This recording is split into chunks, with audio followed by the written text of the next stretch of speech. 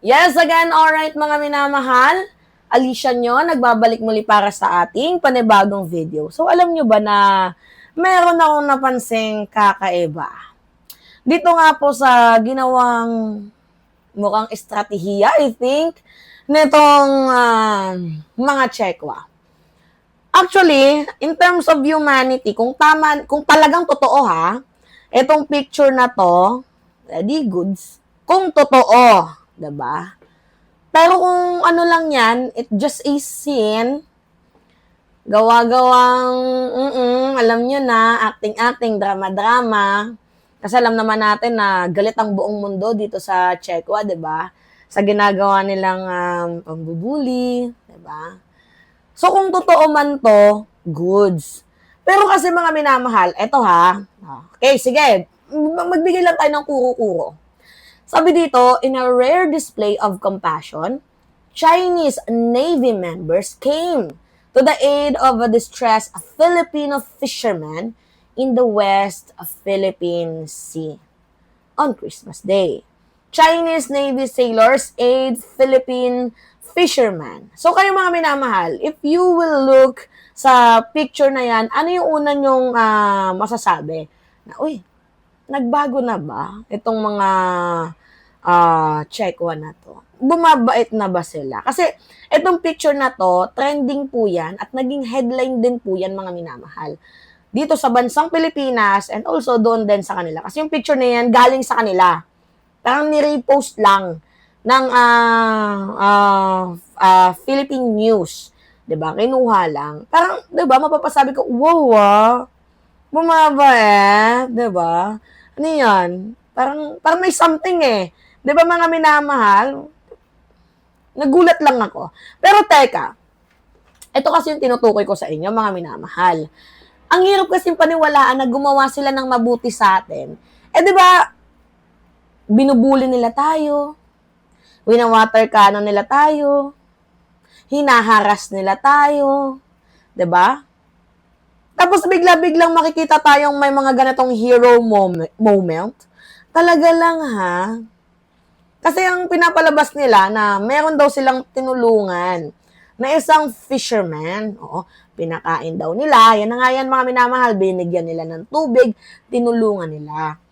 Ngayon, iniisip ko, kung talagang totoo naman, wala namang problema. Diba? Kasi buhay ng isang Pilipino, kapwa ko Pilipino, ang niligtas nila. And saving a life is always good. Aminado tayo dyan. Pero ito kasi yung malaking tanong eh. Pero bakit paano? Kasi 'di ba, sa gitna ng dagat, ilang points lang yung nakita ko diyan na. Biglang may nakasulat na perfect written sign. Oo, nakikita niyo yung styro na yan, nakasulat diyan, help me. 'Di ba?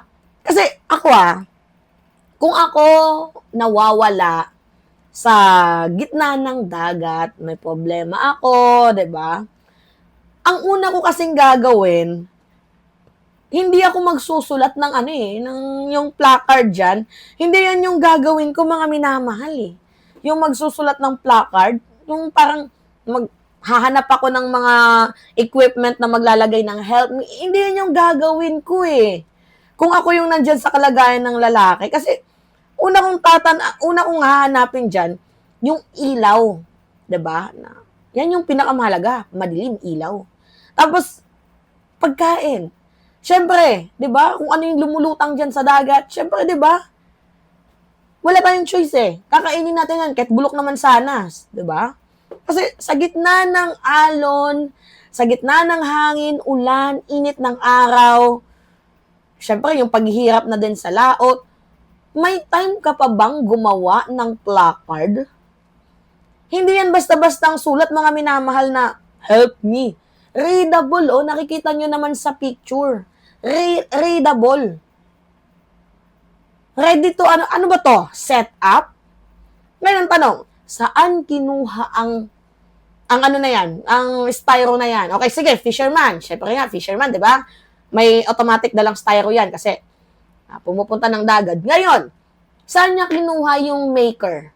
Yung pen maker. Pen maker ba yan? Tinta ba yan? Anong tinta? Ng pusit? Pintura? Kasi, di ba, magtataka ka, paano? Bakit? How? Di ba? Kasi, di ba, pag nandun ka sa laot, tapos gutom ka, wala kang tubig, manghihina ang katawan mo. Ngayon, ano yung una mong gagawin? Siyempre, maghahanap ka ng tulong. Maghihintay ka ng merong rumescue sa'yo. Kapag gabi, magpapailaw ka. Magbibigay ka ng signal. Di ba? Pero yung gagawa ka pa ng propaganda-free, tawag dito, propaganda-friendly signage, parang, nakakagulat. Kasi ang perfect sa camera ng handwritten na yun. Yung nakaisip niyan, magandang, bigyan nyo ng reward yung PR team mo. Maganda yung pagkakaano di ba? Parang merong director sa likod di ba? So ngayon, ito yung, ano ko lang to analysis ko lang to. Sa gitna kasi ng napakalaking geopolitical tension sa West Philippine Sea, kung saan halos araw-araw na merong harassment sa mamamayang Pilipino, especially sa mga Pilipinong mangingisda, and all of the sudden, biglang merong pagka-soft na nilabas na propaganda, napaka-angelic image, heroic image, carrying image, biglang humanitarian image, ano pa ba? Mabait image, itong mga Tsekwa, maniniwala ba kayo? Parang napaka-perfect naman ng pagbango ng kanilang timing. Masyado nyo namang ginalingan. Christmas Day season, nagtutulungan, okay, sige, G. Nagawa niyo naman palang tulungan ng isang Pilipinong nawawala, kinakailangan ng tulong. Bakit lagi niyong binubuli? Ang ibang mga mangingisda, let's be real mga minamahal, China is a very desperately trying to cleanse their image right now. Saan? Sa international community. Kasi sila palagi yung nagko-condemn ng harassment. Ngayon, binabantaan sila ng UN. Tinutuligsa sila globally. So ngayon, ano yung kailangan nila? Siyempre, magpa-good guy sa isang istorya. Pamukha nila na we care about the Filipinos. Yung storytelling ang atake, diba? Tapos yung tungkol sa dagat, gusto nilang ipamukha na we are not bullies. Yan yung gusto nilang narrative na ipakita. Ngayon, saan ba yung perfect na dapat nilang gawin? Malamang sa Pilipino, kasi kaming Pilipino, ang binubuli nila. Yan yung perfect na lugar sa West Philippine Sea mismo, kasi diyan sila nakitang nambubuli. Pero magaling yung PR team ng ninyo, itong naglabas nito. Napaka-perfect ng timing, perfect ng visual, napaka-perfect ng framing. Pero teka, kung tunay na rescue yan, bakit parang stage ang shots? Diba? Bakit parang may production value? Bakit parang poster? Tawag dito. Pang poster ng Chinese embassy, diba? Perfect shots. May dalang camera din. Ang mga Tsekwa. Medyo parang kakaiba itong na to, Diba?